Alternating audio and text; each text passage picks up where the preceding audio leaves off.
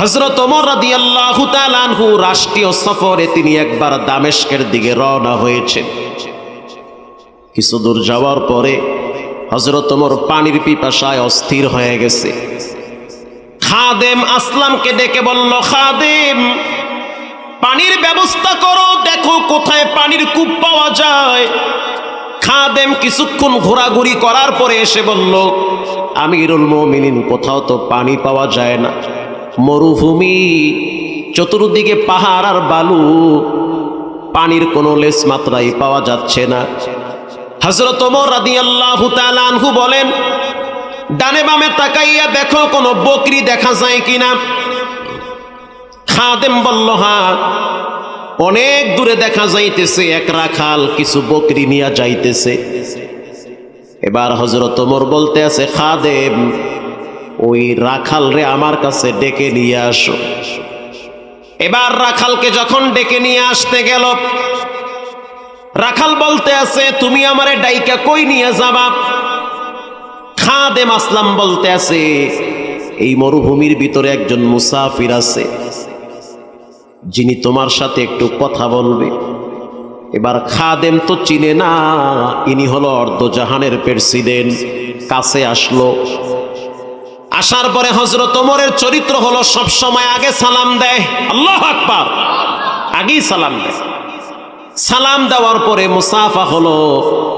এবার হযরত ওমর বলল, আমি একজন মুসাফির মানুষ, পানির পিপাসায় আমার গলা শুকায় গেছে, কলিজা শুকায় গেছে, এই মরুভূমির ভিতরে কোথাও কোনো পানি নাই। তোমার তো অনেকগুলা বকরি আছে, তুমি কি বকরির রাখাল? বলে, হ্যাঁ, আমি বকরির রাখাল।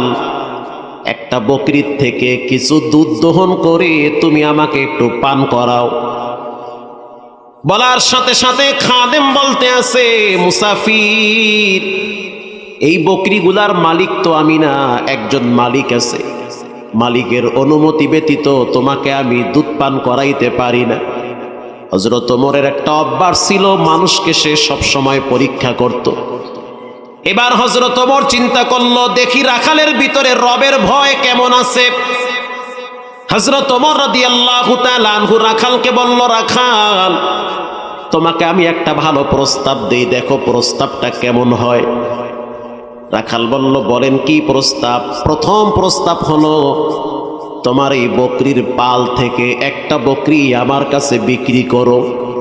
এরপরে বকরি বিক্রি করার পরে দুধ দহন করে তুমিও খাবা, আমিও খাবো। এরপরে জবাই করে সেটার গোশত তুমিও খাবা, আমিও খাবো। মাঝখান থেকে কিছু টাকাও তুমি পেয়ে যাবে।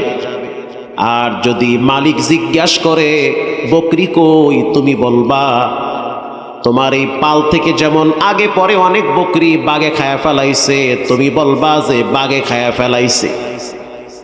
বলার সাথে সাথে এবার রাখাল বলতে আছে, ইবনাল মালিক ফাইনাল্লাহ। আল্লাহু আকবার। পৃথিবীর সব চোখ ফাঁকি দেওয়া যায়, কিন্তু রবের চোখ ফাঁকি দেওয়া যায় না। আল্লাহু আকবার। হযরত ওমর রাদিয়াল্লাহু তাআলা আনহু সেই রাখালকে বুকে জড়ায় ধরে কপালে চুমো দিয়ে বলল, তোমার মতো ঈমানওয়ালা যুবক যেই জমিনে থাকবে, ওই জমিন আল্লাহ ধসায় দিবে না, ভূমিকম্প দিয়ে ওই জমিন ধ্বংস করবে না। ঈমানদার যুবক। আল্লাহর নবীর একজন সাহাবীর নাম হলো আব্দুল্লাহ যুলবিজাদাইন, নাম ছিল আব্দুল উজ্জা। যুবক, মাত্র 20 বছর বয়স। হঠাৎ কানে আওয়াজ, মদিনায় একজন নতুন নবী আসছে। এবার যুবক সন্ধান পাওয়ার পর বন্ধু বান্ধবের সাথে চলে গেল সেই নবীর কাছে। হেদায়েত তো সময় পায় না, হেদায়েতের মালিক পৃথিবীর কোন নবীর হাতেও দেওয়া হয় নাই। বলেন, হেদায়েতের মালিক কে? একমাত্র আল্লাহ। এখানে যারা বসা আছেন সবাই তো হেদায়েত পাবে না। বয়ান শুনে 2-4টা মানুষ হয়তো আহ বলবে, জীবনে করলামটা কি? আল্লাহর কাছে একটু মাথা নত করা দরকার, তওবা করা দরকার। আজরাইল তো পিছনে ঘুরতেছে, যে কোনো সময় তো আমাকে কবরে চলে যেতে হবে। এবার চলে গেল নবীর কাছে, নবীর চেহারার দিকে তাকাইয়া আছে। আল্লাহর রাসূল তাকে বলল, যুবক, তোমার বাড়ি কোথায়? বলে, উহুদের ওই পারে ওয়াক্কাস বাজারে আমার বাড়ি। তোমার নাম কি? বলে আমার নাম হলো আব্দুল উজ্জা। আল্লাহর নবী আফসোস করে বললে, এত সুন্দর চেহারা, আব্দুল উজ্জা নাম তো মানায় না, এই নাম তো দেবদেবীর নাম, বলো তুমি আমার কাছে কেন আসছো? আল্লাহর নবীর কাছে আইসা যুবক বলতেছে, আপনার চেহারা এত সুন্দর, আমি আপনার কাছ থেকে কিছু বয়ান শুনতে চাই। আল্লাহর রসুল কোরআন থেকে 2-4টা আয়াত যখন তেলাওয়াত করলো, শোনার সাথে সাথে হাত বাড়ায় দিয়া বলল, এই কথা তো আপনার না, কথা হলো আপনার আল্লাহ। আমি হাত বাড়ায় দিছি, কালেমা পড়াইয়া মুসলমান বানায়া দেন। আল্লাহু আকবার বলে। আল্লাহর রসুল তাকে বলল, গোপন রাইখো, ফাঁস করলে কিন্তু তোমার উপরে অত্যাচার আসবে। যুবক এবার ইমানের নূর নিয়ে বাড়িতে চলে গেল। বাড়িতে যাওয়ার পরে তার মা ঘরের ভিতরে ছিল, তার বাপ ছিল না, বাপ আর আগে আগেই মারা গেছে। এবার তার মা একদিন রাত্রিবেলা টের পাইতেছে যে সন্তান তার রুমের ভিতরে কি যেন করতেছে, চলাফেরার ভিতরে একটা পরিবর্তন দেখা দিছে।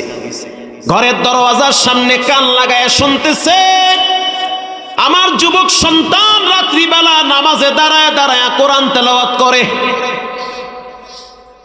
যেই আয়াতগুলো নামাজে দাঁড়ায় দাঁড়ায় বারবার তেলাওয়াত করতেছে, সেই আয়াতগুলো আমি আপনাদেরকে শোনাই। ওয়াইবাদুর রহমানিল্লাযীনা ইয়ামশুনা আলাল আরদি হাওনা ওয়া ইযা খাতাবাহুমুল জাহিলুনা ক্বালু সালামা والذين يبيتون لربهم سجدا وقياما والذين يقولون ربنا اصرف عنا عذاب جهنم إن عذابها كان غراما। তেলাওয়াত শোনার পরে মা তো হতভম্ব হয়ে গেল। এই আওয়াজ তো আমি আমার সন্তানের মুখ থেকে কোনোদিন শুনি নাই, কোথার থেকে এই আয়াতগুলো পাইল? এবার সন্তানের দরওয়াজায় নক করলো। সন্তান ছন্দ আকারে মিলায়া মিলায়া নতুন কবিতা কোথার থেকে আবিষ্কার করলা? সন্তান বলতে আছে, মা আমি তোমার পেটে দীর্ঘদিন ছিলাম, কষ্ট দিয়েছি, রাগ করিও না, মাফ করে দিও, আমি ইসলাম কবুল করেছি। আল্লাহু আকবার। আমি জাহান্নামের খাতার থেকে নামটা কাটাইয়া জান্নাতের খাতায় রাসূলুল্লাহর মাধ্যমে লেখাইছি। এবার আমি তোমাকে দাওয়াত দিতেছি, জাহান্নাম থেকে তোমাকে বাঁচতে হবে। মা আসো, ইসলামের সুশীতল ছায়াতলে আশ্রয় গ্রহণ করো। মা বলতে আছে, বাপ দাদার ধর্ম ছাড়তে রাজি না। এই আওয়াজ চলে গেল চাচার কানে। চাচা এবার রাগ করলো। চাচা এবার সকালবেলা খেজুরের ছড়ি দিয়া এই আব্দুল্লাহ জুলবিজাদাইন যুবকের উপরে আঘাত শুরু করলো। খেজুরের 2টা লাঠি ভালো করে বাঁধার পরে শক্ত করে পিঠের উপরে আঘাত যখন শুরু করলো, রক্তগুলা ফুলকি দিয়ে পড়তেছে। মা ডেকে বলে, সন্তান এত কষ্ট না পাইয়া ধর্ম ছেড়ে দাও, ইসলামকে একেবারে দূরে সরায়া দাও। সন্তান বলতে আছে, মা দুনিয়ার সাময়িক শান্তি আমি চাই না, দুনিয়া হলো অস্থায়ী জায়গা। আমার আব্বাই যেমন কবরে চলে গেছে, আমিও তো কবর পথের যাত্রী। কেউ দুনিয়ায় থাকতে পারে না, সবাই তো আস্তে আস্তে কবরে চলে যায়। আমাদের আসল ঠিকানা হলো আল্লাহর জান্নাতি। আল্লাহ পাক দুনিয়ায় আমাদেরকে পাঠাইছে পরীক্ষা করার জন্য, কে ভালো এবং খারাপ আমল করে। কথা ঠিক না ঠিক? কিন্তু গাট্টি বস্তা গোল করতে হবে, সবার গন্তব্য হবে হয় জান্নাত না হয় জাহান্নাম। এটা শোনার পরে তার চাচা আরো ক্ষিপ্ত হয়েছে। মায়ের চোখের সামনে সন্তানের পোশাকগুলা টেনে টেনে খুলে ফেলেছে। মায়ের চোখের সামনে সন্তানকে উলঙ্গ করা হয়েছে শুধুমাত্র ঈমানের জন্য। আমরাও তো দেখতে পাই যে সমস্ত আলেমদের ভিতরে হক কথা বলার অভ্যাস বেশি থাকতো, তাদেরকে জালেমদের জেলখানায় বেশি থাকা লাগছে। জালেমরা সহ্য করতে পারে নাই, অনেককে তো ফাঁসি দিয়ে দিয়েছে, অনেককে চেহারে বসায় দিছে। মুফতি আমির হামজা কি অপরাধ করেছে? কেন তাকে 3টা বছর জেলখানায় রাইখা কষ্ট দিয়া না খাওয়াইয়া তাকে ডায়াবেটিস বানায় দেওয়া হয়েছে? তিনি এখন ডায়াবেটিসের কারণে কথা বলতেও কষ্ট হয়। তাগড়া নওজোয়ান যুবক, কেন তাকে এতদিন জেলখানায় কষ্ট দেওয়া হইল? তার জীবন থেকে 3টা বছর কেন কেড়ে নেওয়া হয়েছে? আল্লামা মামুনুল হক, যার হুঙ্কার শুনলে নাস্তিকদের পায়খানা শুরু হয়, শাহরিয়া কবিরের মতো মুরগি চূড়া ভয়তে পালাইতে থাকে, এমন একজন লৌহ মানবকে দীর্ঘদিন জেলখানায় কেন রাখা হইল? এদেশের ভিতরে সর্বজনীয় আলেমে দ্বীন মুফাসসিরে কোরআন মরহুম আল্লামা দেলোয়ার হোসেন সাইদি রহিমাহুল্লাহকে বিষ মিশিয়ে জেলখানায় শহীদ করা হয়েছে। আমরা ভুলে যাই নাই, কারণ হক কথা যারাই বলে তাদের বিরুদ্ধে হয় মামলা হয়, না হয় জেলখানায় ফাঁসিতে ঝুলানো হয়। প্রিয় ভাইয়েরা আমার, আব্দুল্লাহ জুলবিজাদাইন মায়ের চোখের সামনে শরীরের পোশাকগুলা সব খুইলা ফেলাইছে। কষ্টের পরে শান্তি আছে না নাই? এত শান্তি খুঁজেন না, প্রত্যেকটা কষ্টের পরে শান্তি। দুনিয়ায় শুধু সুখ খুঁজেন না, সত্য কথা বলার মতো মানসিকতা তৈরি করতে হবে। আসিদকু ইউনজি ওয়াল কিযবু ইউহলিক, সত্য মানুষকে বিজয় দেয়, মিথ্যা মানুষকে পদে পদে শেষ করে দেয়। আব্দুল্লাহ জুলবিজাদাইন বলল, মা আপনি চেহারাটা অন্যদিকে ঘোরান, আমি আপনার উপযুক্ত সন্তান, আপনার চোখের সামনে আমাকে উলঙ্গ করতেছে, এটা লজ্জার বিষয়। মা চেহারা অন্যদিকে ফিরায় না নিয়ে চলে গেল রুমের ভিতরে। যাওয়ার পরে একটা চাদর দিল মা। চাদর দেওয়ার পরে বলতে আছে, সন্তান আজকে তোমার আব্বায় যদি থাকতো হয়তো তোমারে আরো একটু বুঝাইতে পারতো, যেহেতু তোমার বাপ নাই, আমি একা মানুষ, তোমার চাচার সামনে আমি কথা বলতে পারবো না। তোমার চাচা হলো কট্টরপন্থী, বেঈমান, কাফের, সে ইসলাম শুনলেই সহ্য করতে পারে না। অতএব সন্তান, এই চাদরটা নিয়ে লজ্জায় স্থান ঢাইকা তুমি চলে যাও, তা না হলে কিন্তু তোমার চাচা তোমাকে হত্যা করে ফেলবে। আব্দুল্লাহ জুলবিজাদাইন ঈমান হিফাজতের জন্য অন্ধকার রাত, প্রচন্ড শীতের ভিতরে বাড়ির থেকে পায়ে হেঁটে দীর্ঘ 7 কিলোমিটার দূরে হলো রসুলুল্লাহর দরবার মদিনা, মদিনাতুর রসুল। চলে গেল সেই রসুলের দরবারে। আল্লাহর হাবিব ফজরের নামাজের টাইমে পর্দা সরাইয়া কেবলমাত্র হুজরাখানার থেকে নববীতে ঢুকবে। ইন্দিমিন টাইমে তাকায় দেখতে আছে যুবক আব্দুল্লাহ জুলবিজাদাইন খালি গায়ে ঠান্ডায় কাঁপতেছে। আল্লাহর রসুল আব্দুল্লাহর চেহারার দিকে তাকায় বলল, আব্দুল্লাহ বুঝতে পারছি আল্লাহ পাক তোমারে কবুল করেছে। ঘর থেকে আল্লাহর নবী একটা নিজের ব্যবহৃত চাদর নিয়ে আসছে। চাদর আনার পর আল্লাহর রসুল বলল, আব্দুল্লাহ জুলবিজাদাইন এই চাদরটাকে 2টা টুকরা কইরা, একটা টুকরা দিয়া শরীর ঢাকবা, আর একটা টুকরা দিয়া লজ্জায় স্থান ঢাকো। আল্লাহু আকবার। আব্দুল্লাহ জুলবিজাদাইন বলল, ইয়া নবী আল্লাহ, আমি আমার বাবাকে হারিয়েছি, আমি আমার মায়ের আদর যত্ন স্নেহ ভালোবাসা হারিয়েছি, আমার বয়স মাত্র 20 বছর। ওগো আল্লাহর রসুল, বাবার সম্পদ চাচা নিয়ে গেছে, আমি এক এতিম সন্তান, আপনিও যদি আমাকে তাড়ায় দেন আমার যাওয়ার কোনো জায়গা নাই।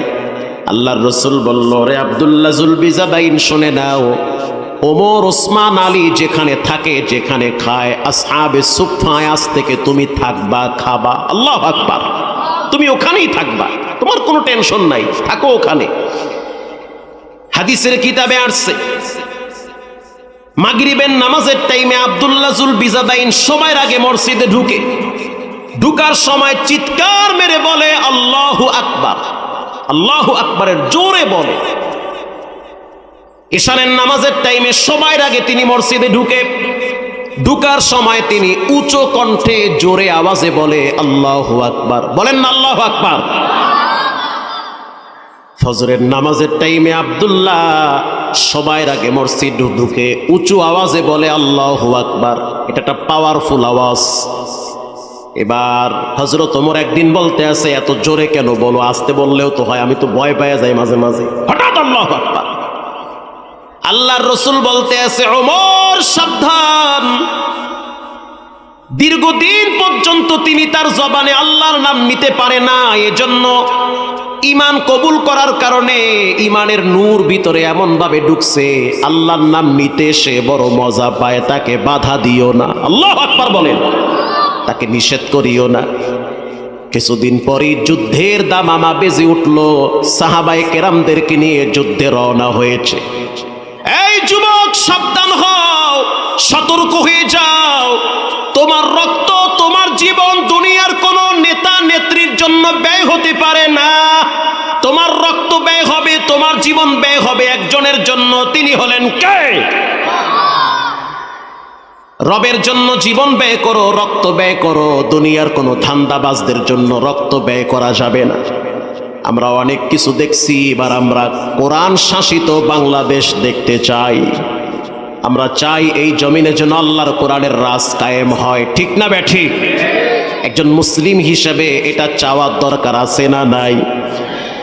আব্দুল্লাহ জুলবিজাদাইন বলল, ইয়া নবী আল্লাহ, আমিও যুদ্ধে যাব আপনার সাথে, যুদ্ধে শহীদ হতে চাই, আমাকেও নিয়ে যান। আল্লাহর রাসূল বলল, যদি যেতে চাও যেতে পারবে, না চাইলো থাকতে পারবে, মদিনায় থাকবা, পাহারাদারি করো। আব্দুল্লাহ জুলবিজাদাইনের ঈমান বড় মজবুত ঈমান। সে বলল, আমি যাবই যাব, যুদ্ধের ময়দানে কালেমার পতাকাকে আমি উড্ডীন করব। আল্লাহর নবী এবার পাওয়ারফুল কয়েকজন সাহাবী সাথে হযরত আব্দুল্লাহ জুলবিজাদাইনকে নিয়ে রওনা হয়ে গেলেন। কিছু দূর যাওয়ার পরে আব্দুল্লাহ জুলবিজাদাইন সে অসুস্থ হয়ে গেল, প্রচন্ড জ্বরে ভুগতেছে, দাঁড়াইতে পারে না। হযরত ওমর রাসূলের কাছে গিয়ে বলল, হুজুর, এই যুবক তো জ্বরে ভুগতেছে, প্রচন্ড জ্বর, মাথায় হাত দেওয়া যায় না, জ্বরে শরীর পুড়ে যাইতেছে। আল্লাহর রাসূল বলতে আছে, মাথায় একটু পানি চিবায়া চিবায়া মাথায় দাও, কারণ জ্বরের রোগীকে যদি তেনা পানিতে ভিজায়া চিপে চিপে কপালে দেওয়া হয়, তেনাটারে একটু আরাম লাগে, স্বস্তির নিঃশ্বাস ছাড়ে। বলার সাথে সাথে হযরত ওমর যখন তার কপালের দিকে পানির ছিটা মারছে, তাকায় দেখতেছে তার অবস্থা আরো ভয়াবহ, মনে হয় তার রুহুটা কণ্ঠনালীতে চলে আসছে। হযরত ওমর চিৎকার মেরে বলতে আছে, ইয়া নবী আল্লাহ, যুবকের বুঝি মৃত্যুর সময় ঘনিয়ে আসছে। ওয়াজাআত সাকরাতুল মাউত, মৃত্যুর যন্ত্রণা বড় কঠিন যন্ত্রণা, হয়তো তার উপরে সেটা গ্রাস করেছে। এবার রাসূলুল্লাহ আব্দুল্লাহর কাছে গিয়ে দেখলো যুবক মানুষ পড়ে আছে, নিথর দেহটা এখনো মারা যায় নাই, আস্তে আস্তে ঠোঁটগুলা লড়তেছে। আল্লাহর নবী এই যুবকের মাথাটা রাসূলুল্লাহ নিজের কোলের উপরে রাখছে, আল্লাহু আকবার বলে। কোলের উপরে যখন রাখলো, রাসূলুল্লাহ যুবকের চেহারার দিকে তাকিয়ে আছে, আর যুবক নবীর দিকে তাকিয়ে আছে। এবার যুবক বলতে চাই, ইয়া রাসূলুল্লাহ, আপনি একটু আমার জন্য দোয়া করুন, আল্লাহ যেন আমাকে মাফ করে দেয়। এটা বলতে বলতে বলতে বলতে শেষ নিঃশ্বাস কালেমা পড়তে পড়তে ত্যাগ করেছে, আল্লাহু আকবার। আল্লাহর রাসূল বলল, আবু বকর, ওমর, ওসমান, কই দেরি আর করা যাবে না, তাড়াতাড়ি কবর খনন করো, এই যুবককে গোসল করাও। যুবককে এবার যখন গোসল করায়া, কাপনের কাপন পরায়া, লাশ নিয়ে যখন কবরে নামবে, রাসূল নিজে কবরের ভিতরে নামছে। নামার পরে বলতে আছে, ওমর, তুমি তোমার ভাইয়ের লাশটাকে আমার কোলে দাও, আল্লাহু আকবার। আল্লাহর নবী নিজে যুবকের লাশটারে কোলে নিয়া কবরে শোয়ায়া দিছে। কবরে শোয়ায়া দেওয়ার পর চেহারাটা অটোমেটিকলি কেবলার দিকে ঘুরে গিয়েছে, অটোমেটিক ঘুরে গিয়েছে। রাসূলুল্লাহ এবার সেই লাশের চেহারার উপরে হাত বুলাইয়া দিতেছে আর বলতে আছে, আল্লাহ, আমি এই যুবকের উপরে রাজি আছি, খুশি আছি, আপনি এই যুবকের উপরে খুশি হয়ে যান। এটা বলার সাথে সাথে হযরত ওমর বাচ্চাদের মতো হাউমাউ করে কাঁদা শুরু করেছে আর বলতে আছে, যুবক, তোর নসিব বড় ভালো, রাসূলুল্লাহ তোর ব্যাপারে আল্লাহর দরবারে দোয়া করেছে।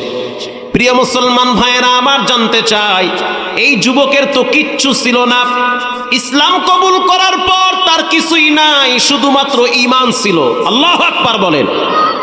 এজন্য রব বলেন যার ভিতরে ঈমান থাকবে, এক নম্বরের গুণ, ইন্নামাল মুমিনুনা আল্লাযীনা ইযা যুকিরাল্লাহু ওয়াজিলাত কুলুবুহুম। দুই নম্বরে যার ভিতরে আল্লাহর ভয় থাকবে, ওয়া ইযা তুলিয়াত আলাইহিম আয়াতুহু যাদাতুহুম ঈমানা ওয়া আলা রাব্বিহিম ইয়াতাওয়াক্কালুন। তিন নম্বরে কোরআন তেলাওয়াত থাকবে। এক নম্বরে যার ভিতরে ঈমান থাকবে, দুই নম্বরে যে ব্যক্তি কোরআন তেলাওয়াত করবে, তিন নম্বরে যে ব্যক্তি রবের উপরে তাওয়াক্কুল ভরসা করবে, চার নম্বরে আল্লাযীনা ইয়ুকিমুনাস সালাহ, নামাজ কায়েম করবে, ওয়া মিম্মা রাযাকনাহুম ইউনফিকুন, আল্লাহর রাস্তায় দান করবে। আল্লাহ এবার এই পাঁচ গুণওয়ালা ব্যক্তিদের ব্যাপারে সুসংবাদ দেয়, উলাইকা হুমুল মুমিনুনা হাক্কা লাহুম দারাজাতুন ইনদা রাব্বিহিম ওয়া মাগফিরাতুন ওয়া রিজকুন কারীম।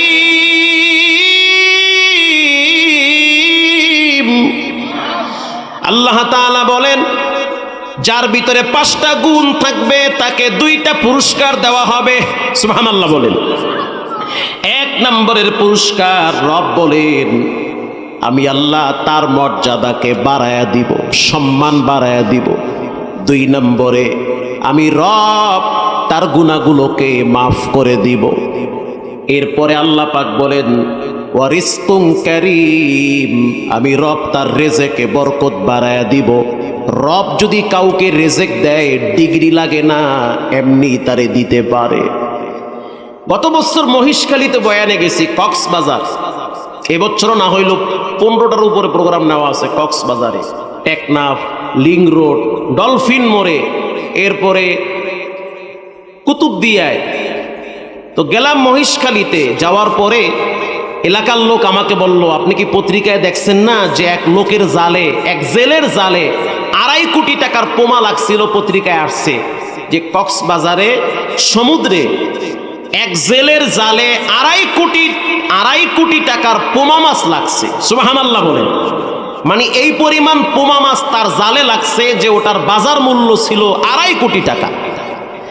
তা আমি বললাম এটা কিভাবে সম্ভব? তারা বলল যে একেবারেই নিদারুণ গরিব মানুষ, একেবারেই গরিব, ঋণ টিন করে জাল কিনছে, কেনার পরে সমুদ্রে জাল মারে কিন্তু মাছ পায় না, আরো ঋণ বাড়তেছে। ঘটনাক্রমে একদিন সে সিদ্ধান্ত নিছে যে আমার জাল আমি সব বিক্রি করে দিব, ঢাকায় আইসা অন্য কাজ কাম করে সংসার চালাবো। স্ত্রীকে রাগ করে বলতে আছে জাল কিন্তু পুড়িয়ে ফেলামো, কিল লেগে আমি মাছ পাই না। এভাবে ঋণের বোঝা কতদিন টানবো? স্ত্রী বড় দিনদার ছিল। একজন পুরুষের শক্তি হলো ঘরের দিনদার স্ত্রী। কথা কন না কা? আপনার ফুল শক্তি আপনার স্ত্রী। স্ত্রী আপনাকে সাপোর্ট দিবে, আপনার শক্তি যোগাবে। স্ত্রী যদি দিনদার হয়, নেককার হয়, কর্মঠোর হয়, স্ত্রী যদি পরেশগার হয়, বিশ্বাস করেন বাহিরে কাজ করলে অত পরিশ্রম আপনার মনে হবে না। একজন বিবি সবচেয়ে বড় শক্তি, আর স্ত্রী যদি উল্টা পাল্টা হয় পুরা জীবন তেজপাতা হয়ে যায়। এজন্য যুবক ভাইদেরকে বলবো গোপনে আল্লাহর কাছে কান দেয়া ভালো বইয়ের আশা কইরো। একটা যদি বেহা পড়ে কচু গাছের লাগে গলায় দড়ি দেওয়া লাগবে। প্রিয় ভাইরা আমার, এখন স্ত্রী তার স্বামীকে বলতেছে দেখো মাথা গরম করিও না। আমার আওয়াজকে আপনারা শুনতে পান? স্ত্রী স্বামীকে বলতেছে মাথা গরম করিও না। যখন বান্দার দেওয়ালে পিঠ ঠেকে যায় তখন রব তার জন্য রহমতের দরজা খুলে দেয়। সমুদ্রের মাছকেও তো আল্লাহ খাওয়ায়, তুমি এত ঘাবড়াও কেন? পাও নাই মাছ, সমস্যা নাই, দেখি আল্লাহ কি করে। তবে মনে রাখো একটা আমল করি, সেটা হলো তার ঘরে একটা পাতলা বই ছিল। বইটা কোথায় পাইছে? বইটা পাইছে তার মেয়ে এরকম একটা মাদ্রাসায় পড়তো। ওই মেয়েটাকে একটা বই পুরস্কার দেওয়া হয়েছে। কথা কি বুঝতেছেন? ওই মেয়েটাকে মাদ্রাসার পক্ষ থেকে পুরস্কার দিছে না? তো ওই জেলের একটা মেয়ে মাদ্রাসায় পড়ে, তো হয়তো কোনো পরীক্ষায় পাশ করছে, নাম্বার ভালো পাইছে, তাকে উৎসাহিত করার জন্য একটা বই দিছে, দোয়ার বই, দোয়ার ভান্ডার। লেখকের নাম হলো মাওলানা মানসুরুল হক দামাত বারকাতুহু। তো বইয়ের ভান্ডারটার ভিতরে স্ত্রী আবার বাংলা পড়তে পারে, সে দেখলো যে কেউ যদি মাগরিবের পরে সূরা ওয়াকিয়া পড়ে আল্লাহ তার রেজেকে বরকত বাড়ায় দেয়। এখন বউ তো স্ত্রী তার স্বামীকে বলতে আছে, এই শোনো, তুমি আমি দুইজনেই তো গরিব, একসাথেই তো থাকতেছি, বাচ্চা কাচ্চাও কষ্ট পাইতেছে, ঠিক মতো খাবার দাবার পায় না, একটা কাজ করি, মাথা গরম কইরা জাল পুরা যাবে না, তার চেয়ে মাগরিবের পরে দুইজনে মিলে সূরা ওয়াকিয়া তেলাওয়াত করি, কারণ রাসূল বলছে তার কথা তো আর মিথ্যা হইতে পারে না। সাধারণ মানুষ, তার ভিতরে ইয়াকিন চলে আসছে যে নবী যেটা বলছে, বন্দুকের গুলি মিস, তবে নবীর কথা মিস হতে পারে না। স্বামী বলতেছে, বিবি আমি তো পড়তে পারি না, কোরআন শরীফ তো দূরের কথা, আমি তো ঠিকমতো অক্ষরই চিনি না, আমি কিভাবে পড়বো, এটা কিভাবে সম্ভব, এটা মিলায় মিলায় জবর জের পেশ নক্তা কেমনে পড়বো, মিডিয়াম এটা তো বুঝি না আমি। স্ত্রী বলে যে আমি পড়তে পারি, তার চেয়ে আমি তোমাকে দুইটা আয়াত শিখাই। একটা হলো ইযা ওয়াকাতিল ওয়াকিআ লাইসা লিওয়াকাতিহা কাযিবা খাফিদাতুর রাফিআ। 3-4টা আয়াত স্বামীরে শিখাইতেছে, স্বামীও পড়তেছে, কিন্তু ভিতরে ইয়াকিন রয়েছে রিজিকের মালিক কে, বিশ্বাস রয়েছে। ওই দিন রাত্র 10টার সময় বেচারায় আবার জাল আনতে গেছে নৌকা নিয়ে সাগরের মাঝখানে। 3জন তার সহযোগী, কয়জন? জাল টানতে লোক লাগে না, 3জন সহযোগী।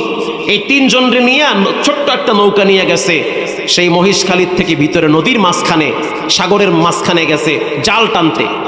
তো জাল ধইরা অন্যদিন টান দিলে তাড়াতাড়ি জাল উঠে যায়, কিন্তু ওই দিন যখন জাল টানা শুরু করছে জাল উঠে না। এখন সে মনে করছে হয়তো কোনো ভয়ঙ্কর তিমি অথবা কাঙ্গট অথবা মেদ মাছ, যেই মাছগুলো আমাদের চেয়ে কয়েক গুণ বড়, ওদের শক্তি বেশি, ওরা হয়তো জাল কামড়ায়া ধরছে, অথবা সমুদ্রের ভিতরে কোনো লঞ্চ স্টিমারের পায়া ভেঙ্গে জালের সাথে কট খাইছে।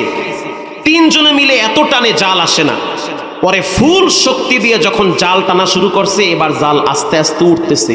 তাকায়া দেখতে আছে জালের ভিতরে 1 হাত বড় বড় একটা লাল পোমা লাগছে, বড় বড় পোমা। এই পোমার সাইজ বড় হতে হতে কিছু কিছু পোমা আছে যে মানুষের চেয়েও বড় পোমা, যার কেজি হলো বাজার মূল্যে 1000 টাকা, তার চেয়েও বেশি লাল পোমাগুলা, সাগরের লাল পোমা, নাম শুনছেন না এই লাল পোমা। এখন তারা চিন্তা করলো এই জাল যদি আমরা নৌকায় উঠাই, নৌকা ডুবে যাইবে, এত মাছ। তারা করলো কি, তারা আপনার বাঁশের মাথায় লাল সালুন টানায়া উঁচা করে দিছে বাঁশ। ওই লাল সালুনের মাথায় আবার একটা বাতি লাগাইছে, কারণ সমুদ্রে যখন কোনো নৌকাওয়ালা কোনো জেলে বিপদে পড়ে তখন তারা বাতি উপরে উঠায়া দেয়, আর এক এলাকার অর্থাৎ অন্য বড় বড় জাহাজের নাবিকরা যেন দেখে বুঝতে পারে তারা বিপদে পড়ছে। কথা কি বুঝতেছেন? উঠায়া দিছে মাথা। কয়েকজন লোক আইসা টলান নিয়ে আইসা তাদেরকে সাহায্য করলো, জাল উঠায়া দেখলো অনেক মাছ, 3-4টা নৌকা ভরে গিয়েছে। কক্সবাজার আড়ত সমিতির মালিককে ফোন দিয়েছে, দাম কত হতে পারে? সে বলল বাজার মূল্যে 2.5 কোটি টাকা। বলেন রিজিকের মালিককে? এটা জাতীয় পত্রিকায় আসছে, এটা হাসির গল্প না, মজার কথা। রিজিকের মালিক আল্লাহ। অতএব ঘাবড়াবেন না, ভেঙ্গে পড়বেন না। যখন কিছুই দেখবেন না চোখে, তখন আপনার রব আপনার জন্য রহমতের দরওয়াজা খুলে দিবে। 5টা গুণ লাগবে। 1 নম্বরে ঈমান লাগবে। বলেন কি লাগবে? 2 নম্বরে আল্লাহর ভয় লাগবে। 3 নম্বরে কোরআন তেলাওয়াত করতে হবে। মাগরিবের পরে সূরা ওয়াকিয়া পড়েন, ইশারের পরে সূরা মুলুক তেলাওয়াত করেন। এত সময় কাটে, কত সময় নষ্ট করেন? মাত্র 5 মিনিট লাগে সূরা মুলুক তেলাওয়াত করতে। এটা তো আপনার মূল পুঁজি। দুনিয়ায় চলতে টাকা লাগে, মরার পরে চলতে তো ঈমান আর আমলের পুঁজি লাগে। রাসূলুল্লাহ বলেছেন, কেউ যদি ইশারের পরে সূরা মুলুক তেলাওয়াত করে, অন্ধকার কবরে আল্লাহ পাক নূরের বাতি জ্বালায়া দিবে। তাবারাকাল্লাযী বিয়াদিহিল মুলক তেলাওয়াত করেন। আয়াতুল কুরসি পড়েন। এখানে কয়টা যুবক আয়াতুল কুরসি শুদ্ধ করে পড়তে পারে, কিন্তু মোবাইল ঠিকই টিপতে পারে, এই গজব ঠিকই হারাদিন ঠেলতে পারে? কয়জন আয়াতুল কুরসি পারে? কয়জন মুরব্বী শুদ্ধ করে আয়াতুল কুরসি পারে? অথচ চায়ের দোকানে বইয়া 3 ঘন্টা বিড়ি আর চা টিভি নিয়ে ব্যস্ত থাকে। সত্য কথা বলি, আপনাদের ভালো নাও লাগতে পারে, তাও বলবো আমি। পকেটে হাত দিলে বিড়ি পাওয়া যায়, অথচ মেসোয়াক পাওয়া যায় না। আপনার কি আছে পুঁজি বলেন? কি নিয়ে আপনি বলেন যে আল্লাহ আমারে মাফ করে দাও? কেন মাফ করবে আল্লাহ আপনারে? কি সমস্যা কি আপনার? আপনি সব বুঝেন, খালি এই জায়গায় আইলে কেন আল্লাহ মাফ করে দেবে? কেন আল্লাহকে আপনার লাগে কন্ট্যাক্ট করছে নাকি যে সব আকাম করবে এরপরও মাফ? প্রিয় ভাইরা আমার, আল্লাহকে ভয় করেন। ফামাইয়ামাল মিসকালা যাররাতিন খায়রান ইয়ারা যাররাতিন শাররান ইয়ারা। যাররা পরিমাণ পাপ করলে সেটার শাস্তি দিবেন কে? আল্লাহর আযাব থেকে বাঁচেন। প্রতিদিন কমপক্ষে 5 ওয়াক্ত নামাজের পরে আয়াতুল কুরসি পড়বেন ইনশাআল্লাহ বলেন।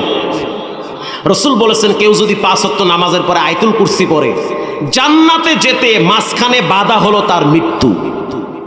সুবহানাল্লাহ, মুখ দিয়ে বের হলো না। জান্নাতে যেতে মাঝখানে বাধা কি ভাই? মৃত্যু। 5 ওয়াক্ত নামাজের পরে কেউ যদি আয়াতুল কুরসি পড়ে, আয়াতুল কুরসি পড়ার পরে আপনি হাতে ফু দেন, শরীরটা মাসেহে করেন, কত হিংসুক আপনার দিকে লালসার নজর দেয়। খাইয়া লইয়া বড় হইছে, কত সুন্দর চেহারা, ওরে স্বাস্থ্য, ওরে সুন্দর, কইছে পরের বছর দেখি ওর চেহারা নষ্ট হয়ে গেছে। মানুষের চোখ বৎকারের চোখ, মানুষ চোখ দিয়ে মানুষকে খাইয়া ফেলাইতে পারে। আপনার বাচ্চাগুলো অনেক সুন্দর, সূরা নাস ফালাক করে ফু মারেন, তা না হলে হিংসুক খারাপ নজর দিলে আপনার বাচ্চার ক্ষতি হওয়ার সম্ভাবনা আছে। হাদিসের কিতাব কোরআনে আল্লাহ পাক বলেন সূরা নাস ফালাক হলো জাদু কাটার দোয়া। সুবহানাল্লাহ বলেন। জাদু কেটে যায়, বিষাক্ত জাদু কেটে যাবে সূরা নাস আর ফালাক। কয়জনে পারে? কয়জনে পড়ে? প্রিয় ভাইরা আমার, আমাদের মূল পুঁজি হলো কোরআন। এটা নিয়ে আমাদেরকে বাঁচতে হবে, আখিরাতের পুঁজি অর্জন করতে হবে। আমাদের সকলকে এই 5টা গুণ অর্জন করার তৌফিক দান করুক। 4 নম্বরে নামাজ। নামাজ আপনারা পড়বেন তো ইনশাআল্লাহ? অনেক মানুষ এখানেও থাকতে পারে যে বয়ান শুনতেছে কিন্তু এশারের নামাজ পড়ে নাই। তা লাভ কি বয়ান শুই না? এশারের নামাজ পড়ে নাই। যদি কই ভাই নামাজ পড়ো নাই কে? কায় আমার লঙ্গি ঠিক নাই। কে তোমার লঙ্গি সমস্যা কি? লঙ্গি পরো তুমি, তুমি কও ঠিক নাই কে? তোমার লঙ্গি থেকে আরেকজনে কি মতে? তোমার লঙ্গি তুমিই পরো, তোমার মোতা তুমিই মতো, তা তুমি সতর্ক হইয়া মতো না কা? ভাই তুমি নামাজ পড়ো নাই কে? আমার প্যান্ট ঠিক নাই কে? তোমার প্যান্টটিকে আরেকজনে মরছে নিয়ে আইয়া। তা তুমি এমন প্যান্ট কেন পরো যেই প্যান্ট পরলে ঠিক মতো প্রস্রাব করা যায় না? এমন প্যান্ট পরা তো জায়েজ নাই। কথা কন না কা? হুজুর আমি প্রস্রাব কইরা দাঁড়ায়া প্রস্রাব করি, বইয়া করতে সমস্যা কেন? বইতে গেলে তো প্যান্ট ছিঁড়ে যায়, এলে খাড়ায় খাড়ায় মারি। যেই প্যান্ট পইরা বইয়া মোতা যায় না ওই প্যান্ট পরা তো জায়েজ নাই, ওটা হারাম, ওটা মুসলমানের পোশাক না। হ্যাঁ, আপনি প্যান্ট পরতে পারবেন, এটা না জায়েজ নাই, তবে ঢোলা ঢিলা পরেন, আপনি যেন রিল্যাক্সে বসতে পারেন। কথা ঠিক না ঠিক? এমন টাইট পড়ছে নামাজে খাড়াইলে রুকুতে গেলে দেখি অর্ধেক পিছন দিয়ে বাইরে গেছে। আল্লাহ আমাদের সকলকে এই বিষয়গুলো খেয়াল রাখার তৌফিক দান করেন। নামাজ পড়তে হবে ইনশাআল্লাহ বলেন। নামাজ পড়েন। পঙ্গু হসপিটাল ঢাকায় গিয়া দেখেন আপনাদের মতো অনেক লোক হাত পা ভেঙে পড়ে আছে। তাদের আফসুস এক জায়গায়, সময় থাকতে পায়ে দিয়া হাইটা কেন মসজিদে গেলাম না। আমার এক ভাইরাই পঙ্গুর অফিসার, তো মাঝে মাঝে দেখা হয়, কথা হয়, আফসুস একটা জায়গায় যে কেন নামাজ পড়লাম না পা থাকতে।